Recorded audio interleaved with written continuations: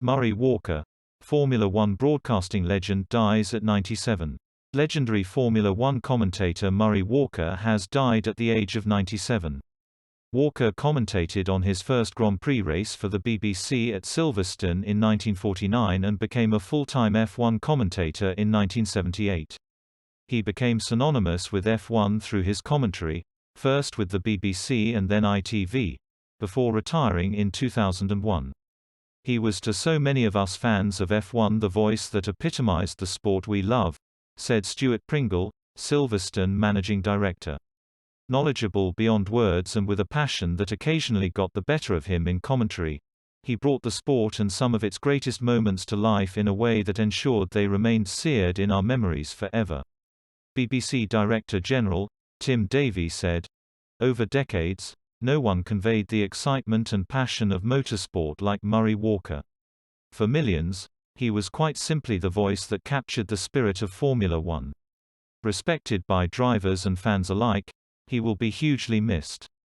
Walker was appointed an OBE in 1996 for his services to broadcasting and motor racing. A statement from the British Racing Drivers Club said, "It's with great sadness we share the news of the passing of BRDC associate member Murray Walker OBE. A friend, a true motorsport legend, the nation's favourite commentator and a contagious smile.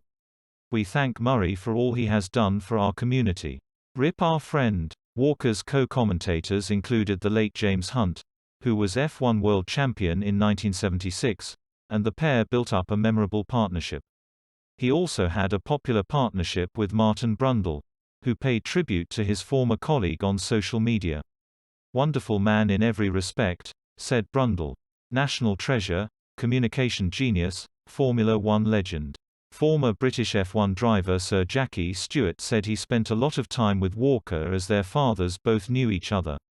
"He was a very special man in every respect," the Scot told BBC Radio 5 Live. "I was lucky enough to know him well. In fact, I spoke to him several weeks ago where he was in a home. He was the perfect gentleman, a man who had great style and great skills with the English language. As a racing driver, from my own point of view, Murray was always the best." Stewart added, "He was very good at making mistakes. He made wonderful mistakes. He so much enjoyed the realization of his error. He was such a character. A mistake didn't mean anything wrong for Murray. It was something else to make a joke of. He was full of energy. He never sat to do a commentary. He stood up for the whole time."